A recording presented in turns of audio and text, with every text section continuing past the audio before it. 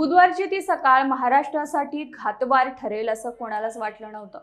मुंबईच्या गजबजलेल्या वातावरणातून एक विमान बारामतीकडे झोजावलं, पण नियतीच्या मनात काहीतरी वेगळंच होतं।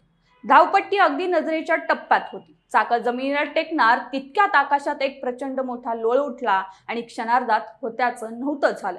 महाराष्ट्राचं राजकारण ज्यांच्या भोवती फिरत होतं तो धडाडीचा नेता आज आपल्यात नाही यावर कोणाचाच विश्वास बसत नव्हता। पण हा अपघात होता की घातपात, नेमकं त्या शेवटच्या क्षणी विमानात काय घडलं असेल, या सर्व प्रश्नांची उत्तर आता एका छोट्याशा नारंगी पेटीत बंद आहे, जी नुकतीच शोधण्यात यश आलं आहे।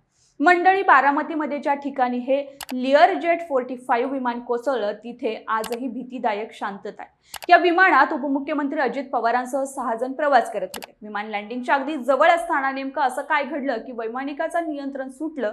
प्रत्यक्षदर्शींनी सांगितलंय की विमान धावपट्टीच्या उंबरठ्यावर असताना अचानक हेलकावे खाऊ लागले। त्यानंतर एक मोठा आवाज झाला आणि विमानानं पेट घेतलं। विमानाचे तुकडे इतरत्र विखुरलेले होते। या भीषण दुर्घटनेत कोणालाही वाचण्याची संधी मिळाली नाही। या धक्क्यातून महाराष्ट्र अजून सावरलेला नाही, तोच आता या तपासाला एक मोठी कलाटणी मिळाली आहे। नागरी विमान वाहतूक महासंचालनालयाच्या पथकाने गेल्या अनेक तासांपासून अपघातस्थळी तळ ठोकला होता। विमानाचा प्रत्येक तुकडा तपासला जात होता, पण सर्वांच्या नजरा होत्या त्या ब्लॅक बॉक्सकडे। अखेर राडारोड्यातून हा मौल्यवान बॉक्स हाती लागला। आता हा ब्लॅक बॉक्स उघडला जाईल आणि त्यातून अजितदादांच्या विमानाचा शेवटचा संवाद आणि तांत्रिक बिघाड समोर येईल। हा तपास जितका तांत्रिक आहे तितकाच तो भावनिकही आहे, कारण या पेटीत महाराष्ट्राच्या एका लोकप्रिय नेत्याच्या आयुष्यातील शेवटचे शब्द कैद झाले असण्याची शक्यता आहे। अजित पवार हे राजकारणातील एक शिस्तप्रिय व्यक्तिमत्व म्हणून ओळखले जायचे। वेळेचे पक्के आणि कामाचा धडाका ही त्यांची ओळख। बुधवारी ते नेहमीप्रमाणे तातडीच्या कामासाठी बारामतीच्या दिशेने निघाले होते, पण ज्या लिअरजेट 45 विमानानं त्यांनी प्रवास केला ते विमान सुरक्षेच्या बाबतीत जगात सर्वोत्तम मानलं जातं।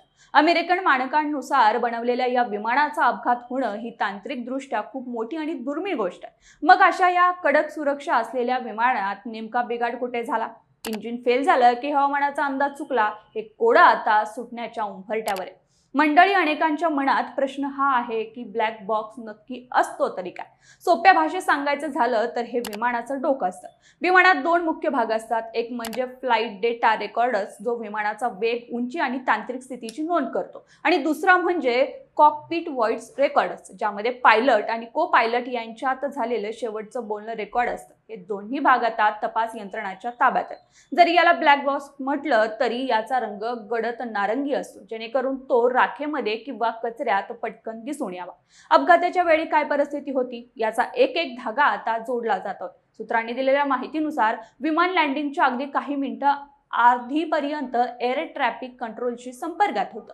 सर्व काही सुरळीत असल्याचं सांगितलं जात होतं, पण मग अचानक विमान कोसळण्यापूर्वी रेडिओ संपर्क का तुटला?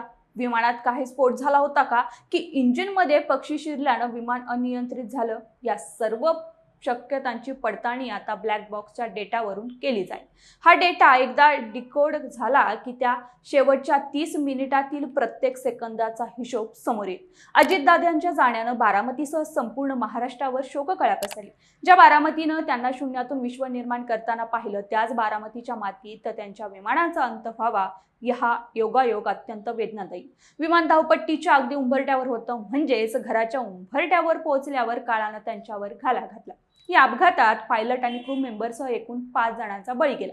या सर्व कुटुंबावर कोसळलेलं हे संकट शब्दांच्या पलीकडे। या घटनेनं व्हीआयपींच्या प्रवासातील सुरक्षेचा प्रश्न पुन्हा एकदा ऐरणीवर आला। या दुर्घटनेनंतर सोशल मीडियावर आणि राजकीय वर्तुळात अनेक तर्कवितर्क लावले जातात।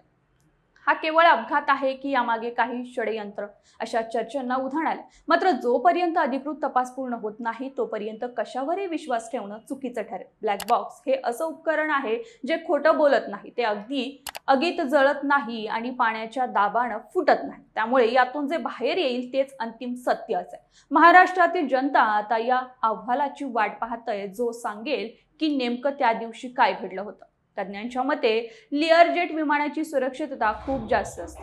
अशा विमानात सहसा इमर्जन्सी लोकेटर ट्रान्समीटर देखील असतो, जो अपघाताची माहिती आपोआप पाठवतो। मात्र तरीही 5 जणांचा मृत्यू होणं हे विमानाची धडक किती तीव्र होती हे दर्शवतं।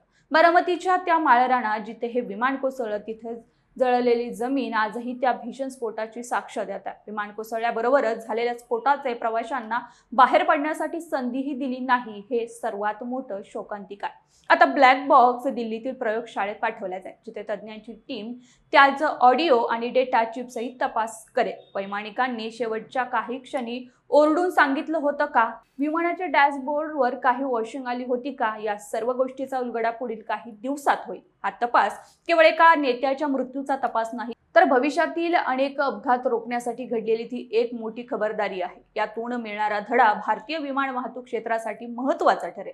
अजित पवार यांच्या जाण्यानं महाराष्ट्राच्या राजकारणातील एका पर्वाचा अंत झाला. त्यांना कामाची पद्धत, प्रशासनावरील पकड आणि लोकांमध्ये मिसळण्याची त्यांची शैली कायम स्मरणात राहील. पण त्यांच्या निधनानंतर मागे उरलेले प्रश्न आता सुटण्याची गरज आहे.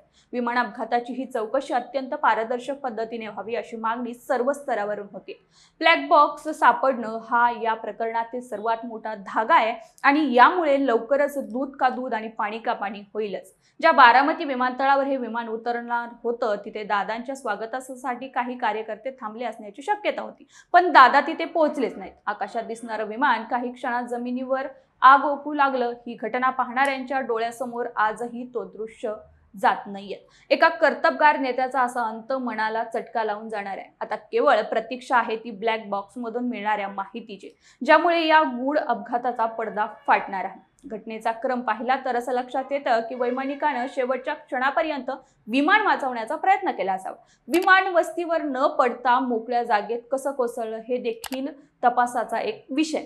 जर वैमानिकानं शेवटच्या क्षणी विमान वस्तीपासून दूर नेलं तर ही त्यांची मोठी कामगिरी म्हणावी लागेल. पण हे सगळं सिद्ध करण्यासाठी आता तांत्रिक पुराव्यांची गरज आहे. ब्लॅक बॉक्स हाच तो तांत्रिक पुरावा आहे जो गुन्हेगार किंवा तांत्रिक चूक शोधून काढेल. अजितदादांच्या अकाली निधनानं केवळ एका पक्षाचंच नव्हे तर राज्याचं मोठं नुकसान झालं. हा अपघात महाराष्ट्राला वर्षानुवर्ष टोचणी लावणारा राहील. मात्र सत्य समोर येणं गरजेचं आहे. विमानाचा रंग, उड्डाणाची वेळ, हवामानाचा अहवाल आणि ब्लॅक बॉक्स मधील रेकॉर्डिंग या सर्व गोष्टी एकत्र केल्यावरच अपघाताचं संपूर्ण चित्र स्पष्ट होईल. तपास यंत्रणा आता वेगानं काम करत असून लवकरच या भीषण दुर्घटनेमागचं सत्य जगासमोर येईल. मंडळी, तुम्हाला काय वाटतं हे देखील आम्हाला कमेंट बॉक्समध्ये नक्की सांगा आणि आपल्या पब्लिक अड्डा YouTube चॅनलला सबस्क्राईब करायला विसरू नका.